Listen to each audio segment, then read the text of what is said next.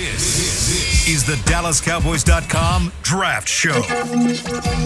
Your war room for insider news and draft analysis from deep within the confines of Cowboys headquarters at the Star in Frisco. The Dallas Cowboys select Tyler Smith. And now, your host, Kyle Yeomans.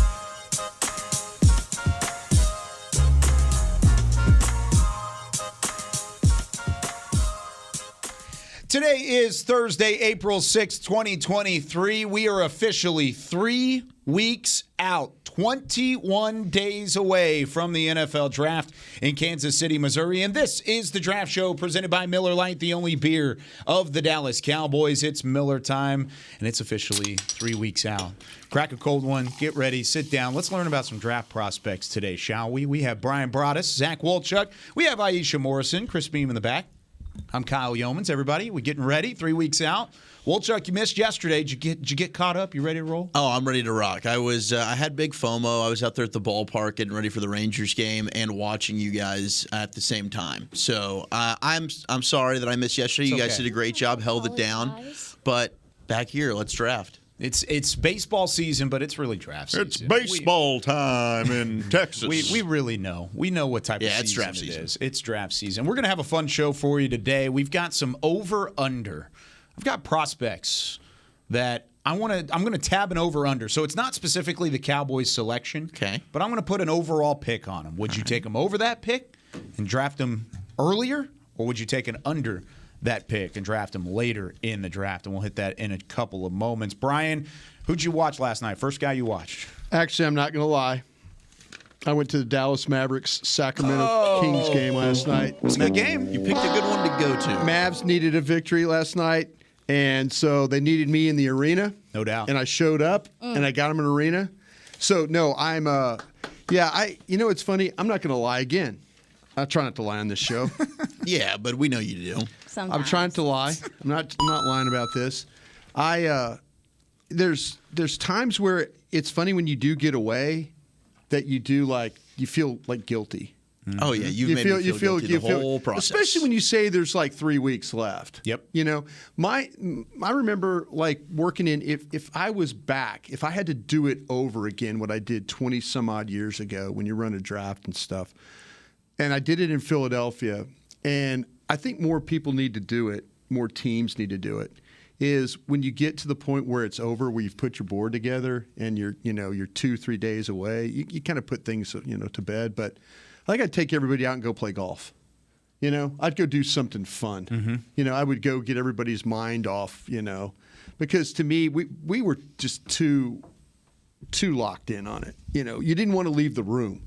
And yesterday I had that feeling. As much as I enjoyed going and seeing professional basketball from damn near the floor, those talk about some athletes now.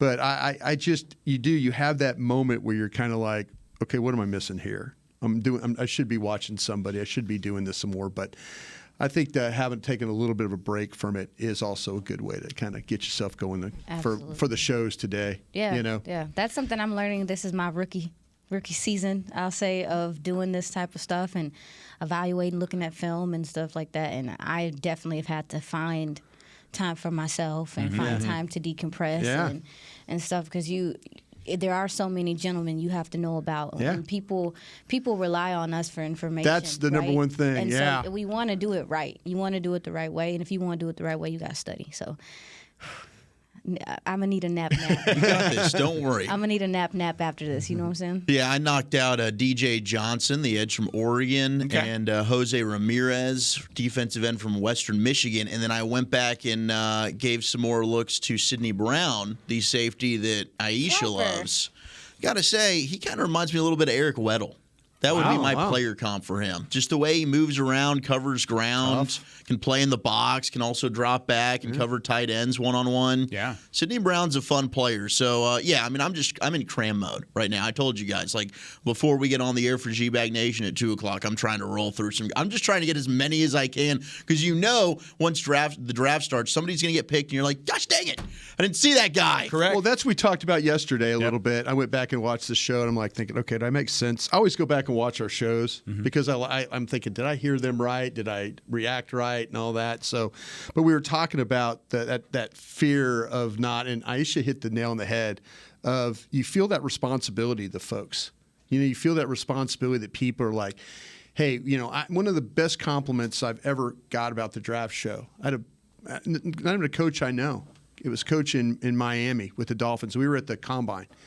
His coach found out we were there. He saw saw the DallasCowboys.com setup. This coach came up to me and he says, hey, I just want to tell you something. He goes, the draft coverage you guys do on your show is tremendous. He goes, I sat in my office last year and listened to you guys for 3 days talk about players. He goes, I didn't know about all the players. I know about my position, but I learned more about the draft listening to you guys talk about the players.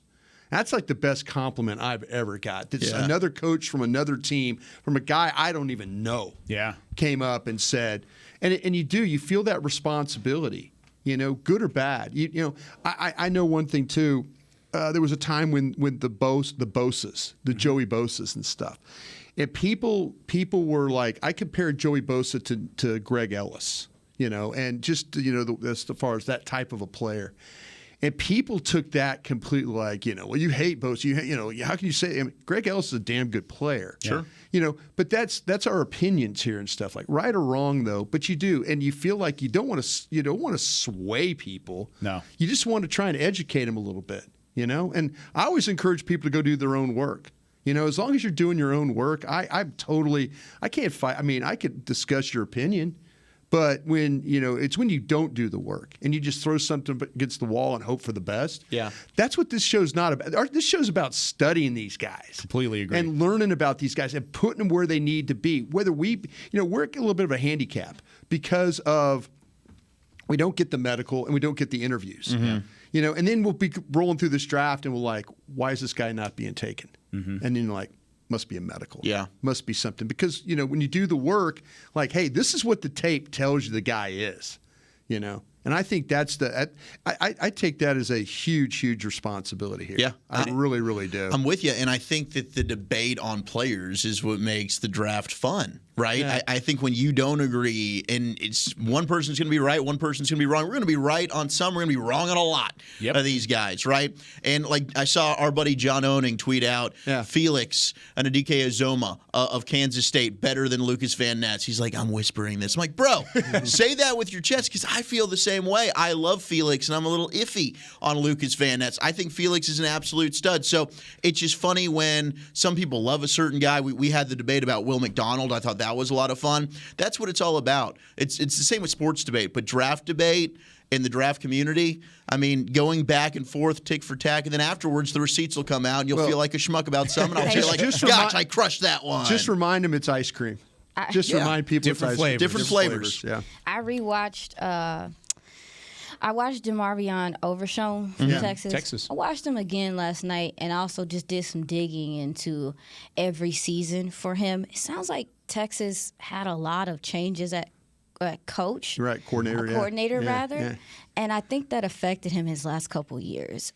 He played his senior year. I think he picked it up, but his junior year was this weird year for him where I felt like he wasn't as productive, just wasn't as. But before that, he was on a constant uptick. Also, converted from safety. Yeah, he had a bunch of position changes. What if I told you they would look at him as an edge? Yeah, that's what I was going to say. I'd be okay with that. I actually have that here, and that brings me to my next point. I looked at the gentleman from Liberty, Darrell Johnson, that they visited with the other day. So I know we're going to get into it, but yeah, those are the two gentlemen I really focused on looking at last night. Let's do some tell me more on those guys a little bit later on. Darrell Johnson from Liberty, DeMarvion Overshown from Texas. Both of those guys are good, but I want to try and get back to what Zach was saying. Yeah. I want to have some argument. I want to have some conflict in the studio today. Yeah. That's my goal.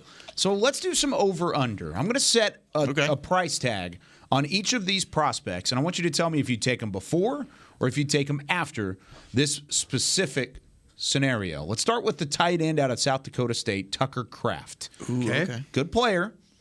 Coming from the FCS level, he's a national champion. Played his final game a couple miles down the road in Frisco. Third round, 91 overall. So basically, would you take him if you're the Cowboys in the first 3 rounds, or would you take him after? I'll start with Zach. I would go with the under there. I think he's got a chance to maybe even sneak into the second. I got a third on him. I'd take him at 90 easily. I think that'd be a great pick. But I think you're going to see a run on these guys.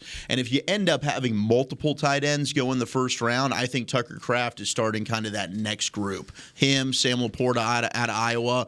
But I think Tucker Kraft is one of these guys, could end up being a steal. You know, if you're able to get him in the third, would be a tremendous value, but I think he might end up going in the second round. So I'd be fine with that. He's a good route runner, lines up out wide, can line up in the slot. He's got a lot of potential upside to his game. He's a big target, wide catch radius, uses his body well to shield the football from defenders to make the catch. I think he's a sticky blocker. Yeah. I think he's hard to get off of from defenders as well. So I think Tucker Kraft, you look at a well-rounded player, but also fits that new mold of tight ends that can stretch the field, be a weapon as well. I think Tucker Kraft is a perfect fit for the new NFL.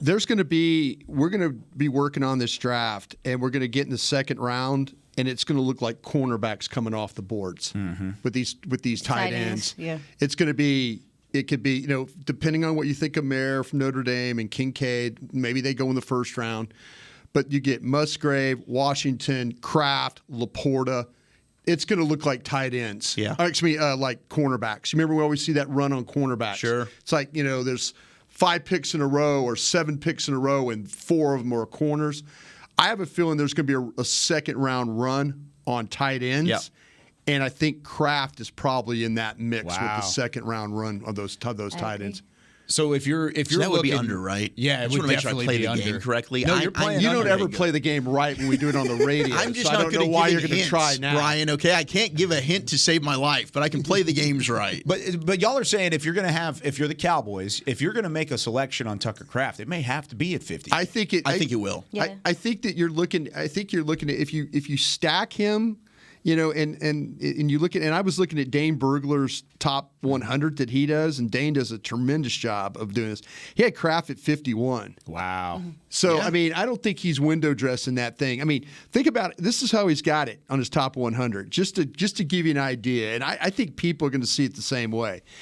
Kincaid, he's got 25. Musgrave at 30. Washington at 32. Kraft at 51. Laporta at 63. Bang, bang, bang, bang, bang, bang, bang is what he's got right there. Did you say Mayer's name at all? No, well, he's got him at 23. Earlier. Okay, got it. So he's got him as his first guy. Yeah, he's got Mayer at 23, Kincaid at 25, Musgrave at 30, Washington at 32, and Kraft at 51. Yeah, I mean, I don't disagree with him. I don't disagree with how – and Laporta, he's got at 63. I got Laporta as a third-round guy. Me too. But that's that. I mean, he's in that mode where I think we're going to be working on the second round, and it's going to be a tight end, and it's going to be another tight end, and it's because people are going to say, "All right, we got to grab him now." Absolutely. If we're going to get one, we got to grab him now. Kind of like the Cowboys having to go with Ferguson. They missed him last year. Yep. They missed the run last year, no doubt about it. I wanted to get your thoughts on Kraft. Is a lot of what he does raw athleticism, and a lot of what he needs to work on technical? And that's something that you can teach along the way? Yeah, if I'm not mistaken, he played running back in high school, and I think you can see that in his vision and how he gets upfield and stuff. I always described him as moldable because I feel like he can do so much of everything pretty well.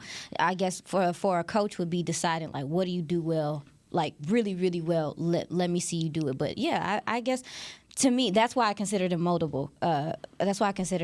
Kyle, because I do feel like a lot of what he's doing is raw athleticism, and he still has to learn more about the tight end position. And he's actually been open about that. He's actually been open about how the fact that he's still learning all the nuances of it, and it's not an easy position to just do anyway. No, and you're right. I mean, they moved him all over the formation. Him everywhere. They do so much with him, and so that's what I'm saying. So for a coach, you see his versatility and what he's able to do. For me, it's can he getting with the coach just like, okay, let's put you in position to do the thing you do the best, or the 3 things you do the best, and let's do it. They needed a lot of him. I felt like they asked a lot of him. Boy, you're absolutely – you got him nailed, because that's the thing about it is you watch him play inline, you watch him play flex, you watch him play as a wing, you watch him play wide. Sometimes, like you say, those schools that have maybe 1 or 2 really great players, They can dominate. That's what South Dakota State did with this guy. They're like, hey, Tucker's one of our best players. Let's move him around and try and take advantage of that. Okay, let's move to the quarterback position. This one's going to be interesting. Okay. So the Cowboys, of course, they want to look, and Jerry has said this before, they want to keep an eye on these mid to late round quarterbacks. And there's a number of guys that are on that list. One of those guys is Clayton Tune out of Houston. I initially threw, I want to try and back it up from the initial number I sent you guys in the group text. But I'm going to say 5th round, 150. So it's before the Cowboys' 5th round pick, of course, but it's far after 129. You would probably have to go and get him up in the top half of the 5th round if you wanted to do it there. But 5th round, 150, Clayton Tune out of Houston. Where would you take him, Brian? I'm going on the under. I'm going on the under because I've got him and O'Connell from Purdue in the 4th round. Wow. Yeah. Is what I have on my board. All right. And I think there's something to this Clayton Tune at 6'3" and at 220 pounds. You could, when you watch him, I mean, there's situations in tape, and you could tell by following along on the scoreboard that they're in a shootout. Yep. They're in a game where they're playing absolutely. Dana Holgerson and his team is playing no defense this day. They're giving up a ton of points. And what's happening? I mean, Clayton Tune is like down 3 touchdowns, and the next time you look at the scoreboard, they're within 8. And you're thinking, oh, okay, well, here we go. He's bringing it back that way. I think there's something to this guy. I think there, when you watch him move around in the pocket, the way he overcomes adversity, he can make some throws. I think some of his best throws are when he has the clean pocket. And most quarterbacks, that's the case. But he's the main focus of what they are on offense. And he delivers. And I put him in the 4th round just because I think he can deliver the ball down the field. I think his receivers do a great job of working open, but he's accurate throwing the ball, and I think he's tough, and I think he's got that leadership trait. And he's a 4-year starter, 3-time team captain. Yeah. There's something to that's just not, hey, you're the quarterback. This guy looks like, to me, he's kind of a proven leader.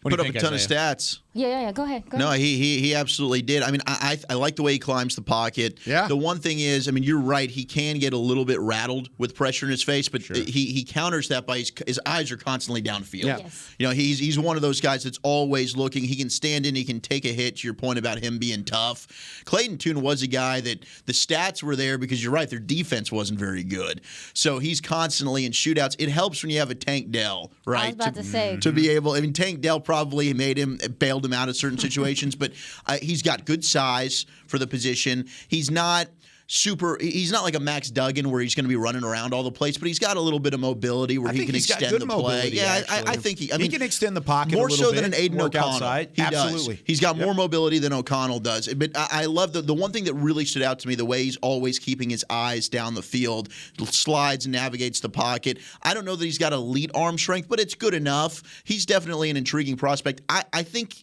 I put him somewhere between rounds 5 through 7.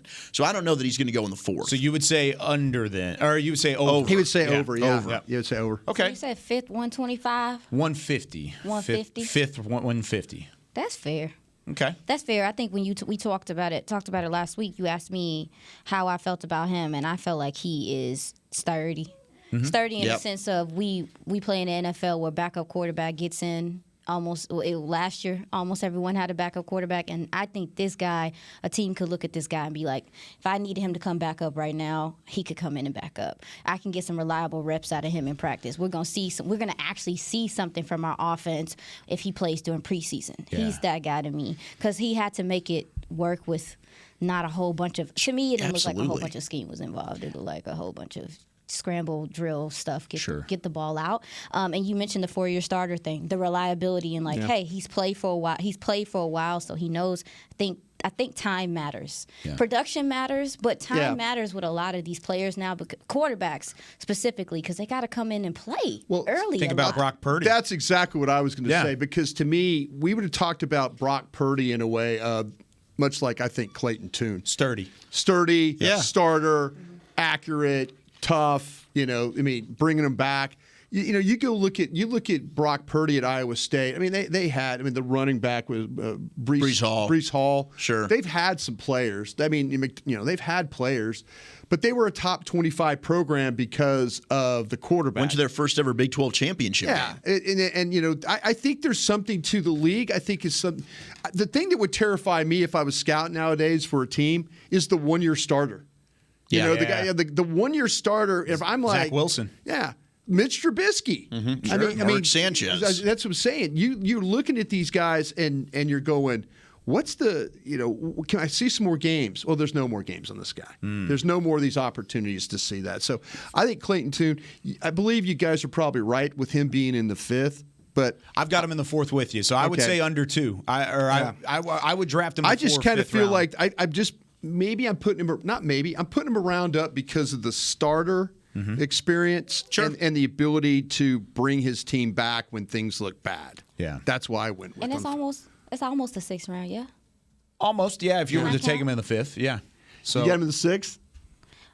I'm just saying if he could, some people might have him early 6th. No, that's no. Some people will. I'm not. Hey, I'm again. That's.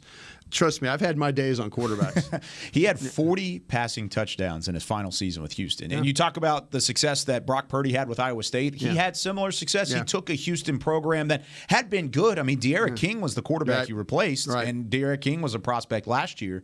But he took that Houston team and elevated them over those 4 years. And, I mean, I think there's something to be said about that at some point. All right, one more guy before we got to take our first break.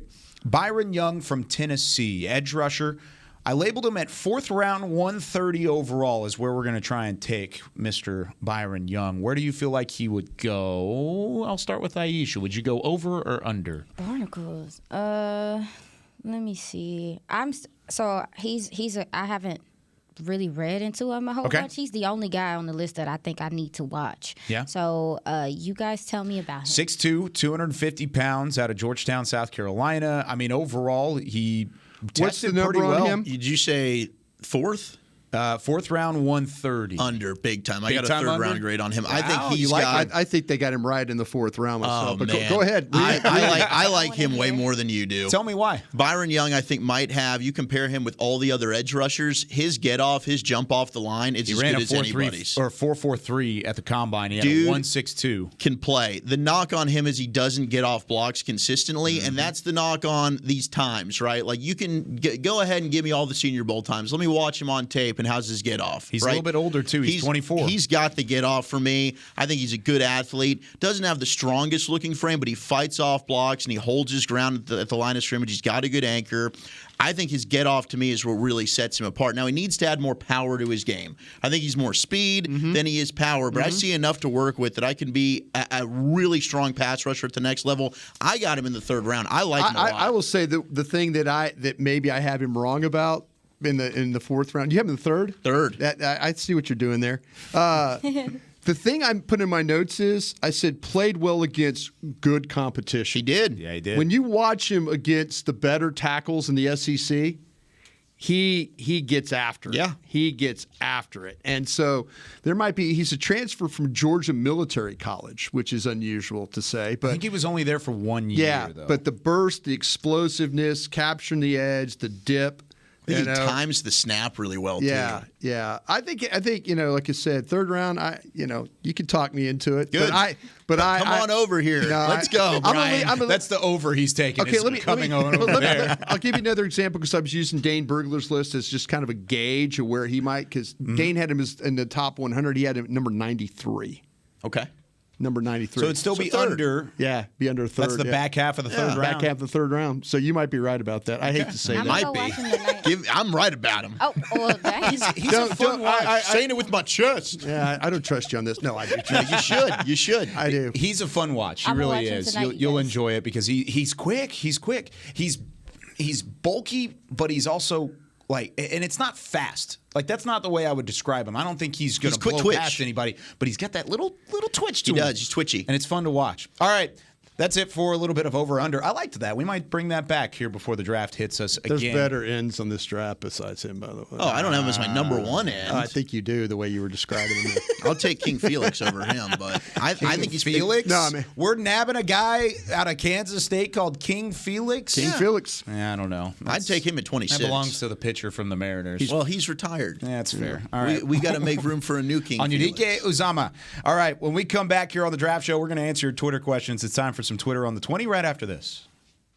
Hey Cowboys fans, if you're looking for a full-time or part-time job, check out Liberty Tax, proud partner of the Dallas Cowboys. If you've got tax experience and want to help your community with their finances, you're the perfect candidate. No tax experience? We also offer in-person tax school courses locally. Liberty Tax has 79 locations across DFW and 2,300 offices nationwide. Learn more about our job opportunities at libertytax.com/hiring or call your local Liberty Tax office today. Craving something flavorful? Replace that bloated burrito feeling with Smoothie King's new Power Meal Smoothies. With 3 delicious flavors like cinnamon banana, blueberry raspberry, and spinach pineapple, you can fill up on flavor, not calories. Each meal replacement smoothie is packed with 20 grams of protein, 7 grams of fiber, and 23 vitamins and minerals, all under 350 calories with 0 grams of added sugar. So next time you want something flavorful, swap fast food for a Power Meal Smoothie. Order today on the Smoothie King app. Smoothie King, the official smoothie of the Dallas Cowboys. I'm Darren Woodson, former Dallas Cowboy player and Super Bowl champion. When I played in the NFL at a high level, I relied on my vision to see the field. As I started getting older, I noticed my vision wasn't as good, and I was getting frustrated from wearing my glasses all day. I went to Laser Care Eye Center, and Dr. G talked about all the options. Thanks to technology and Laser Care Eye Center, I can see near, far, and between. Don't fumble your vision any longer. Visit them at dfweyes.com and tell them Darren sent you. They got me back on my game. What do you call a group of grown men and women with their faces painted silver and blue who get together every week to share a 3-hour-long ritual of jumping, singing, and toasting Miller Lite in 10-gallon hats while yelling, "How about them Cowboys?" You call it Miller Time in Dallas. Here's to the Cowboys. Here's to the original light beer. It's Miller Time. Celebrate responsibly. 2021 Miller Brewing Company, Fort Worth, Texas. This is the DallasCowboys.com Draft Show.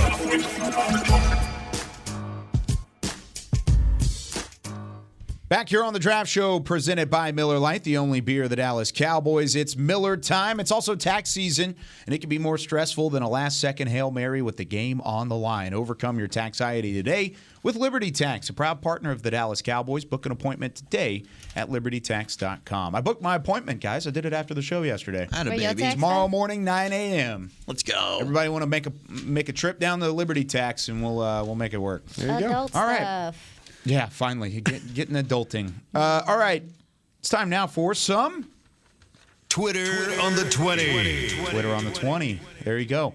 Mario said, what is the round of the threshold for Dallas to draft a quarterback? We were just talking about Clayton Tune, but it doesn't raise eyebrows. How early could they go without raising eyebrows with fans everywhere about Dak Prescott? Of course, he's your franchise quarterback moving forward. But is there a round where it feels safe to do so? The 5th. What are you thinking, Fourth. Brian? Fourth round? Barnacles. Okay. Yeah, I think anywhere It's from fifth. It's fifth. You think the fifth? You think Yeah. the fourth round would raise an eyebrow? Yes. Really? Well, that's where you took the guy that's your franchise quarterback right Yeah, now, I don't know why the fourth would raise an eyebrow. But he also was the 3rd person on your depth chart. He wasn't even supposed to see no type of. Yeah, I mean they had Jameel Showers. They ranked thought above him. Jameel Showers was Dak Prescott. Oh, I agree completely. Yeah. I'm right there with I you. just Scouts think- will admit that. Anytime day 3, I think you're safe. Okay. I feel like fans are looking at you're taking guys the first 2 days. Those guys should be impact players that can Right have away. a chance to get valuable playing time. So Fourth, if I take Hendon Hooker in the 2nd, that would raise eyebrows? I don't think he's going to be there, but yeah, it would. Yeah, I think Hendon Hooker's going in the first round. You were the first one by the mock draft you did? Yeah. You Yeah, were right. first- Everyone's copying us, huh? Yeah, Hendon Hooker to the Vikings. And now you look at ESPN, Hendon Hooker to the Vikings. Everybody You're said welcome. that. Yeah, everybody You're said that. welcome, And was like, wow, this everyone. makes sense. Zach Wolchuk. My man, Bringing can that you radio. get- Credit. how do you get your arm behind I don't you know. that well? I don't It must know. be losing all that weight. What can I say? State of the art, baby. Official weight loss program of the Dallas Cowboys. Let's go. Hugs and less pounds. But no, I do think Hendon Hooker's going to sneak into the first round. This is that 5th-year option, and teams want that. But I think I got a discussion about the fifth-year option this morning with running backs. Yeah, are we overrating it? You think? No, people. I worked at this organization for 14 years. I always talked about it. I think it matters, right? I mean, they'd love to have the fifth-year option on Trayvon Diggs right now, but it's okay because you got CeeDee Lamb in the first, so you're not going to reverse course there. But I don't think that if you took a quarterback in the fourth versus the fifth, I don't think it's going to make people crazy. Because you might have to. Like we talked about Clayton Tune. Like if you like him, you might have to nab him in the fourth. Jack Hayner out of Fresno State. They worked out O'Connell. The Purdue, they had a private workout with O'Connell, and I kind of have him in that Tune area of the fourth round. Sure. So you just want to make sure you land him. Yeah. Hey, they threw the chum in the water. They threw the chum in the water talking about drafting quarterbacks around here. Mm-hmm. They said, "Hey, we need to pick quarterbacks around here." They opened the door. They opened the door. It ain't Joe and Flower Mound saying, "Oh, well, then it's them." You know. Where was Mike White? The fifth? He was a fifth-round pick. Yes. I would say fifth. If you want to get a guy that, if you need him to come in and play and be, somebody this first year, I would say the fifth is it. Man, that's the one. My fifth-round guys, I don't even trust them. See, I think I would say fourth as well. I would agree with Zach where if it's a fourth-round, day three guy, think about Jalen Tolbert last year. Jalen Tolbert, as a third-round pick, was expected to come in and play immediately, and he didn't, and it was a disappointing year. Mm-hmm. Whereas Jake Ferguson was a fourth-round guy. They expected him to come in and maybe be contributing, but they didn't expect him to be one of the top guys, at least a weapon at the end of the year, but he was, and that's great. That's an overachiever. If you're taking a guy in the fourth round knowing that he's a quarterback behind Dak Prescott, let him groom. And it's not to say that those day three guys can't come in and be a big impact. Like Deron Bland was fantastic last year. They hit on that. But I just think there's a stigma amongst fans when they're watching the draft. If you take players day three, just anywhere from rounds 4 through 7, you're not going to have a freak out about it. You take one of these guys night 2, night 1, oh my gosh, what are they doing? Are they moving on from Dak? They immediately get the wasted pick tweet is what you'll get from that. Do y'all think how many quarterbacks do y'all think are even going to be there at the fourth? See, that's kind of the point. It's not a lot you guys convinced me that Tune might be there. I think O'Connell and Hayner from Fresno State. I got Hayner. I think Hayner's size. I mean, I know we're dealing with short quarterbacks in this day and age. I think his size is going to kind of freak some people out. 6 foot 207. Yeah, that's what he's measured in at the combine. Thompson Robinson from UCLA is kind of an interesting guy to me. Very. Okay. I mean, if you're talking about the way we play football nowadays, and the quarterbacks that can kind of run around and do some things. Yeah. The guy I have trouble with, and I'm sorry if his family's listening, is McKee from Stanford. I'm sorry. I don't think a lot of people like him. I've seen him as high as the second, but I've also seen him as low as the sixth. That'd be a Houston Texans Davis Mills pick. See, there used to be a thing like Davis when Mills, I was in Louisiana. When I was in Louisiana, they used That's to a developmental guy, by the way. They used to have these. It used to have these. Like iron jockeys, that ride horses. They used to have them holding addresses, like it was a stiff steel iron jockey that was holding somebody's address in the front yard. That's what McKee reminds me of. He's kind of that stiff iron jockey. He's not going to. He is. I feel like he looks like he's throwing a shot put. Everything when he's throwing. Everything is in panic mode with that kid. I mean, it's just I'm slow. I'm sorry. Long wind up on his throws, man. He's like a blacksmith. Isn't that what the car kept hitting in Home Alone? Yeah. Have any of y'all watched Jaron Hall from BYU? I have not watched him yet. Okay, so I've seen.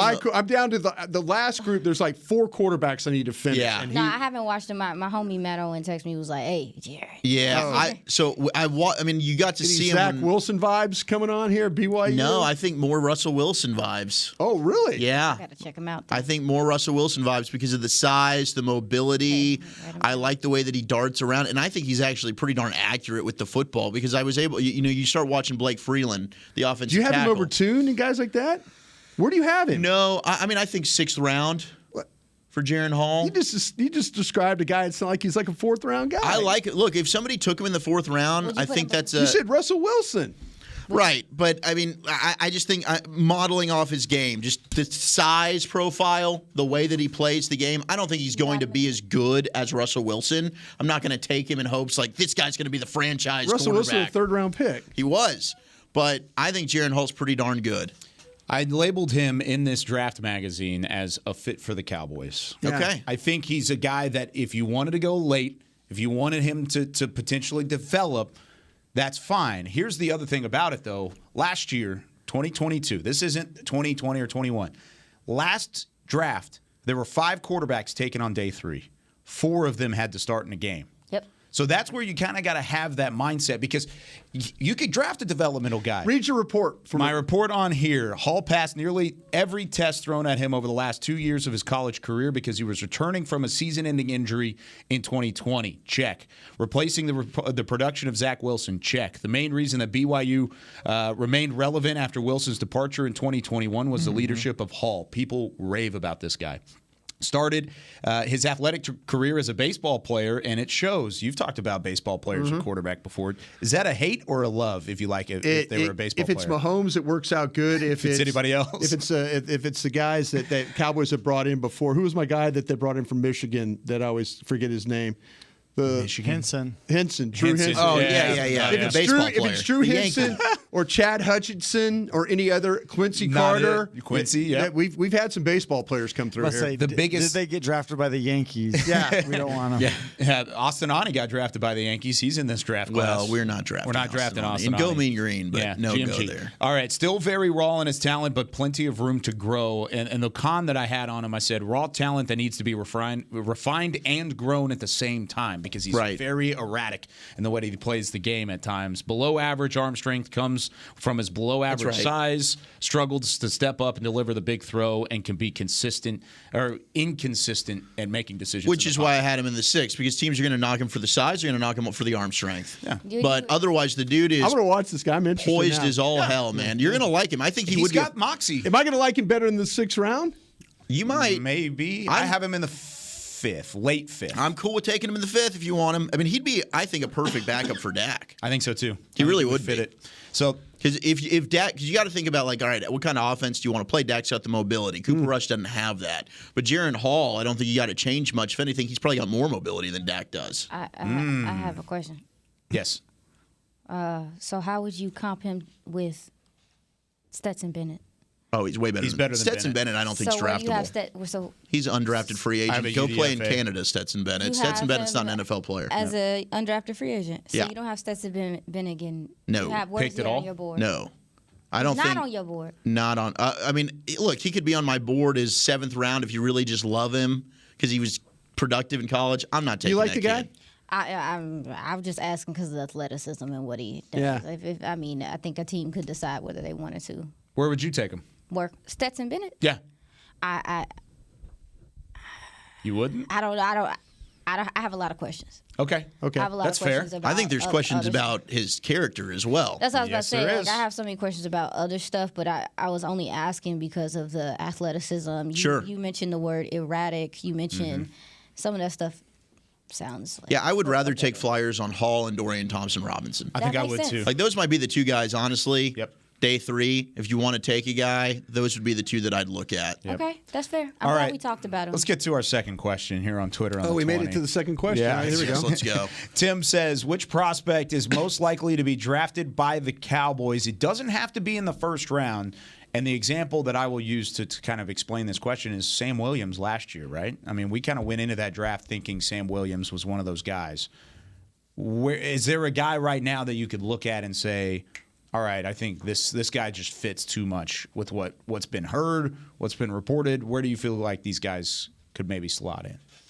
Anybody on your board? And if the answer is no, you don't have a guy right now and it's wide open, that's an answer as well. Well, I mean, for me, I think we talked about it. I was mentioning him earlier. I think DeMarvion Overshown is a guy that they could really maybe consider taking with the needed linebacker. His motor, how he flies around, just what he's able to do, the versatility he comes with, showing what he can do in coverage. But I think that they might really look at him as somebody that can come off that edge as well. So I think with the buzz and he having a visit and all that stuff, I do think that he might be a guy they might be really interested. Former safety. It's a good name. All that stuff. Yep. They've kept an eye on him for sure. Yeah, that's more so the reason is that they kept an eye on him. Does Drew Sanders, is it fit from Arkansas? Not if you... Go ahead. Say it with your chest. Not if you talking about I think they look at some of these linebackers that we've been talking about recently as guys that can maybe come off the edge. We didn't get to Ivan Pace, but I just think some of these dudes they think can do edge stuff. So. Do you see Pace? Oh, and we're going to get a Pace in the next. But you want to go? Yeah, No. That's cool. Go for it. But the thing about Pace, because I think they're looking for linebackers out of Cincinnati, by the way. Do you feel like that he would talk about him as a fit then? Talk about what you see him as a fit with the Cowboys. I just think he's a tackling machine. Yeah. And I think he diagnoses this pretty well, but they used him in blitz situations at Cincinnati, and he was successful. Yeah. But just as much as there's guys that tackle and there's guys that tackle. He's an active tackler. He's not at the end of stuff. The pursuit's there, stuff like that. And so I feel like they may start. He has pass rush ability again. So I think they're looking like a hybrid situation, and if you're going to get a hybrid situation, maybe the other guy isn't as good as linebacker, but he's a better edge guy. I think Drew Sanders is a better linebacker than he is edge guy. So that maybe, if that makes sense. No, you got him.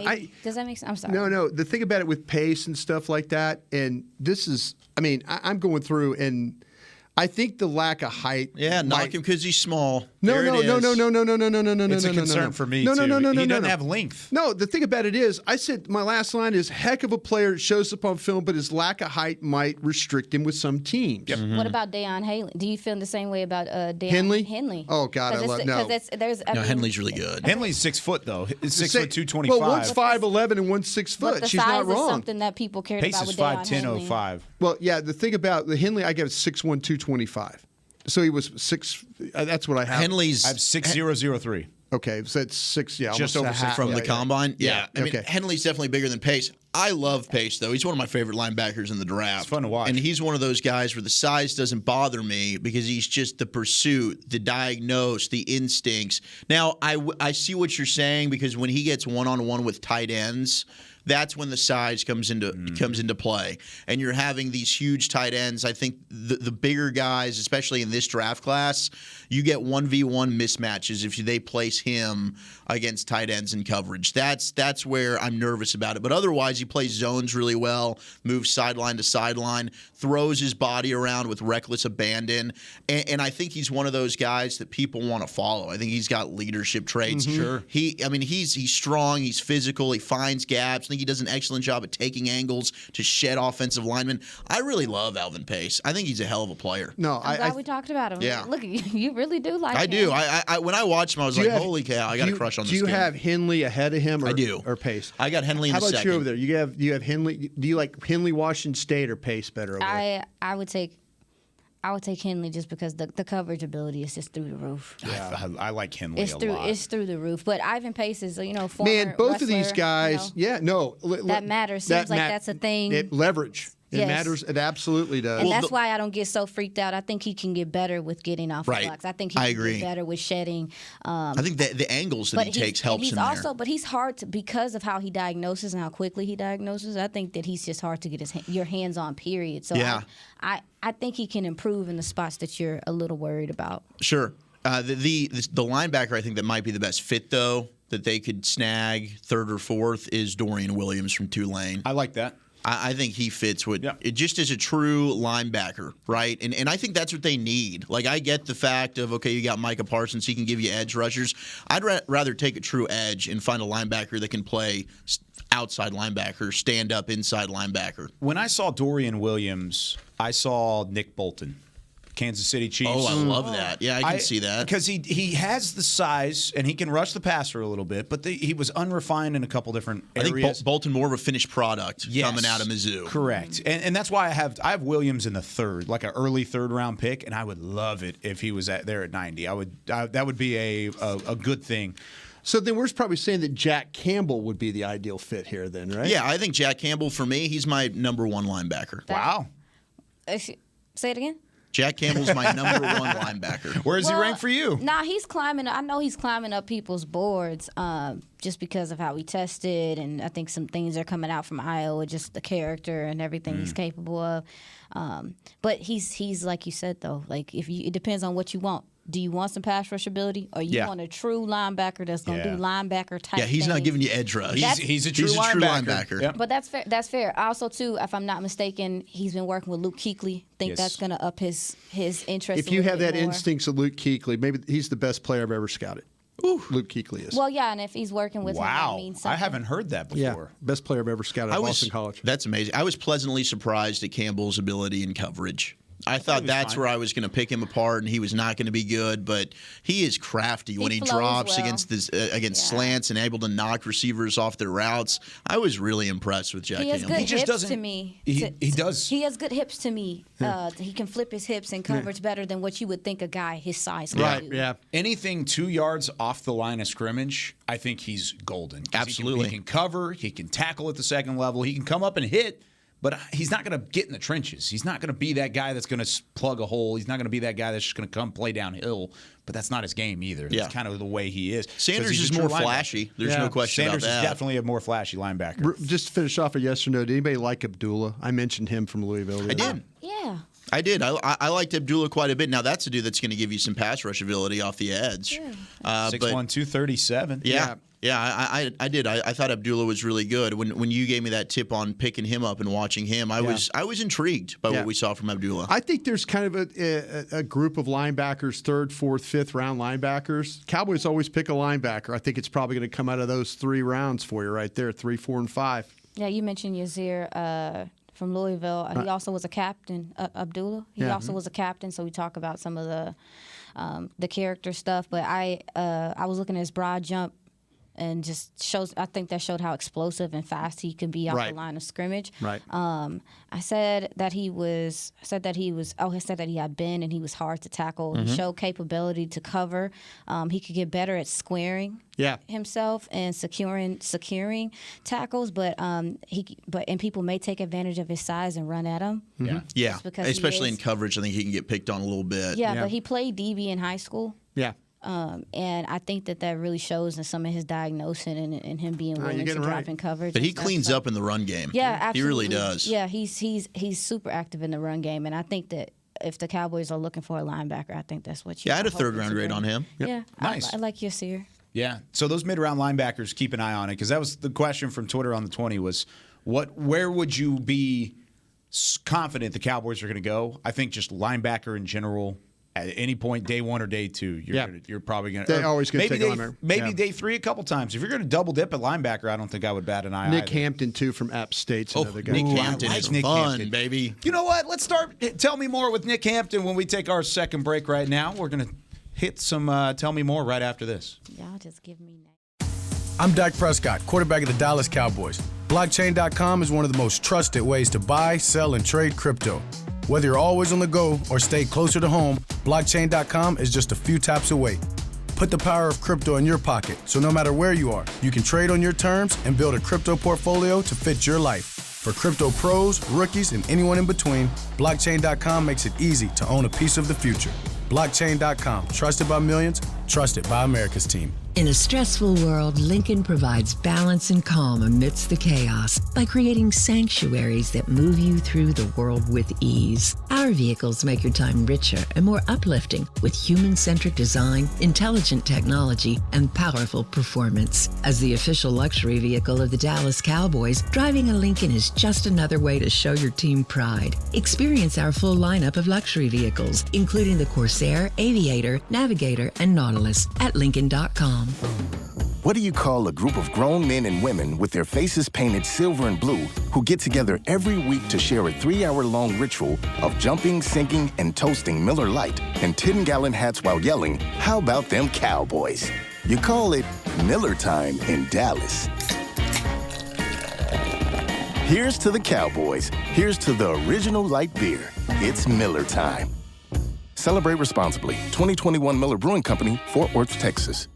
Star Sports Tours is the only official fan travel partner of the Dallas Cowboys, offering exclusive game weekend travel packages with pre-game sideline access and photo ops with current players, cheerleaders, and Cowboy legends. You want to stay at a team hotel, attend the best tailgate party in Texas, tour the Star, and talk X's and O's with me, Everson Walls? With Star Sports Tours, you can. Visit cowboystravel.com to book your travel package today.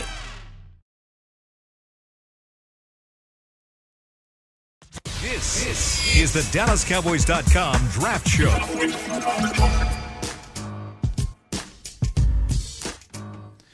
All right, register now for 2023 Dallas Cowboys Youth Camps presented by Invisalign. Athletes ages 6 to 16 are invited to learn from the best this summer at AT&T Stadium or at the Ford Center at the Star in Frisco. Football camps are led by former NFL players, and cheer camps are taught by the current Dallas Cowboys cheerleaders. Save $25 when you sign up for a camp by May 12th. Visit DallasCowboys.com/camps. Final segment here of the Draft Show. Brian Broaddus, Zach Wolchuk, Aisha Morrison.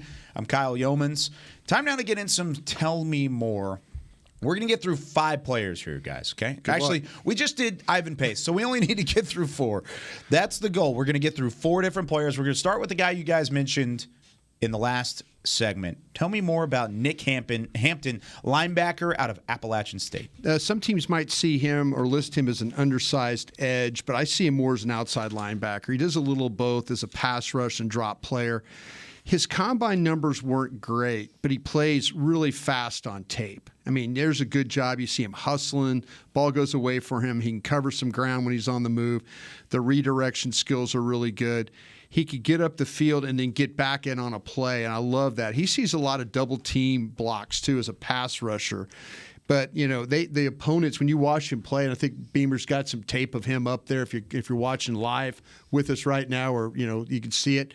But, yeah, there's things about him that I think are super impressive. You might see him, you know, he knocks like bigger blockers back on their heels. And so I kind of am super impressed with the way the suddenness that this guy plays. Again, he could be an end or an outside linebacker. He's got that kind of flexibility.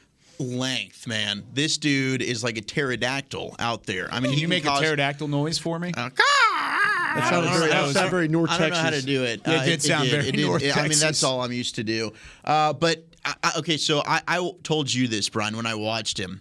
He reminded me a little bit of Jamie Collins. Oh. Whom the Patriots selected. Back in the day, yeah. Now, Jamie Collins is a guy that also he played safety and then he moved up to linebacker. But I see Nick Hampton as a similar player. Man, I could see that. Really athletic traits. He's a guy that I think you can have fun with as a Swiss Army knife, kind of move around. I do like him as a true linebacker as well. But what I also like about when you look at the edge versatility, I think he's a dude that's got a multitude of ways to beat you. He's got some stuff in the toolbox there ready to work with you. He's got an expansive tackling ability because he can dive the length. I mean, if you don't think he's in position, he'll find a way to get in position. So I liked him a lot. I mean, when I watched Nick Hampton, I was thinking, man, this is an intriguing athlete that you could mold into a special player. What do you think, Aisha? What about him? About Hampton? No, you guys are teaching me about one him. to watch. How do you guys feel? are giving me guys today. How do you feel like he finishes? How do you feel like? Do you think he finishes through? Oh yeah. The thing about with him is when I watched him play, you see him pressure the pocket. And you watch these highlights we're going through. Like he's creating turnovers, and you see him in space with tackles and things like that. The redirection stuff. I think he's fine. Did you feel like he came off blocks or came off tackles and stuff like that? Yeah, I thought he did a good job of that. And that's no. Do you feel like that ball carriers? You asked the question in a way that you felt like he didn't finish well. I wanted you to tell me he finished well. Oh, okay. Yeah, no. I think he did finish well. No. I'm sorry. I didn't see issues there. I thought you saw some. But yeah, when he gets. I mean, that's the thing. When you got length, you can wrap people up. And again, Beam doing a great job. Chris Beam doing a great job of giving you some highlights. Jasmine Marshall too. Yeah, and Jasmine as well. Thank you both for doing that. But that's what I'm saying. You get an idea about this guy in space, you know, and he creates turnovers and things like that. I mean, he's pretty impressive. He really, really is. Yeah, he gets a hand on the football quite a bit. They play some big games over there too, man, and they're not afraid to go knock people off. Beat the way they A&M this year. Yeah, should beat North Carolina too. Ooh, good point. Tyler Lacey, Oklahoma State. Aisha, tell me more about Mr. Lacey. Okay, so Tyler Lacey, edge out of Oklahoma State. He plays with a lot of power. We talk about production, 40 games, 113 tackles. I think he had 30 tackles for loss, 11 and a half sacks. So he's a busy guy. I think he creates penetration. I'm not sure.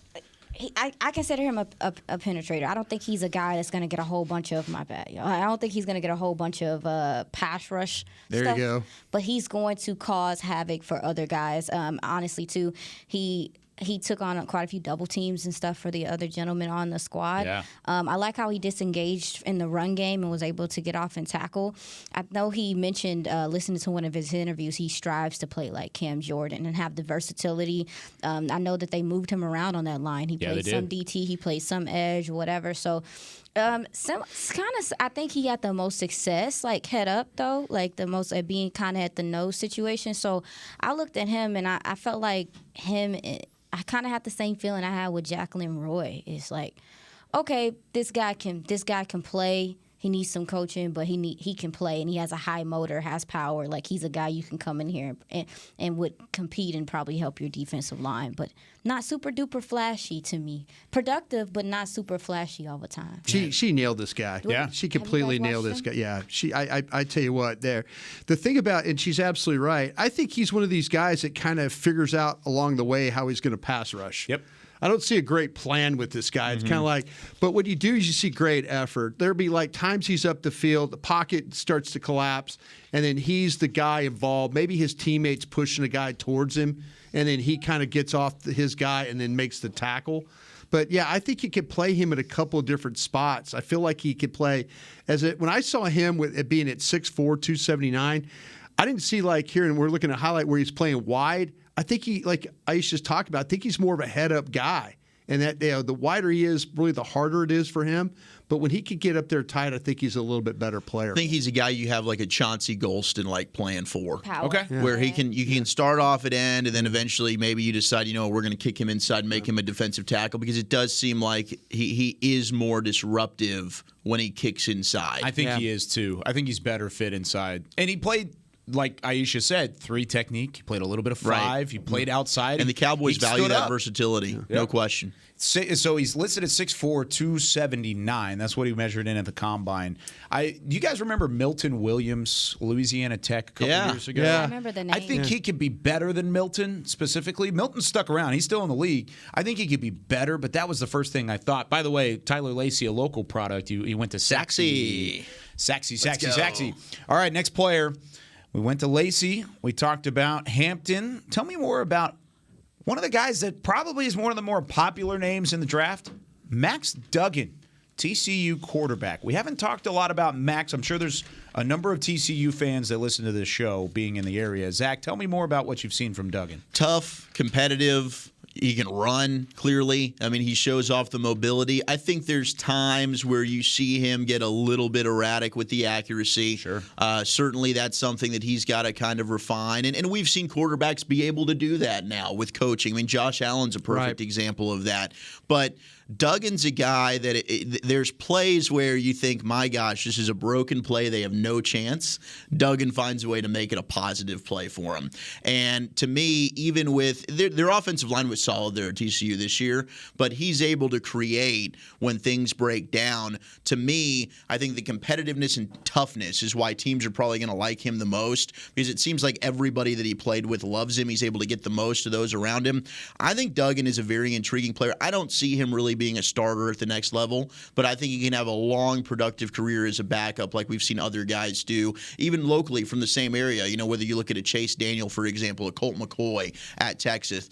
I think Duggan's a heck of a guy. You see the football IQ when you watch him. There's just certain things with the velocity, the accuracy from the quarterback position you need to see a little bit of improvement on. Yeah, when I first watched him, I thought about what's the gentleman that played for the Commanders? Sam Helton? No. Y'all saying the wrong person. That's a wild.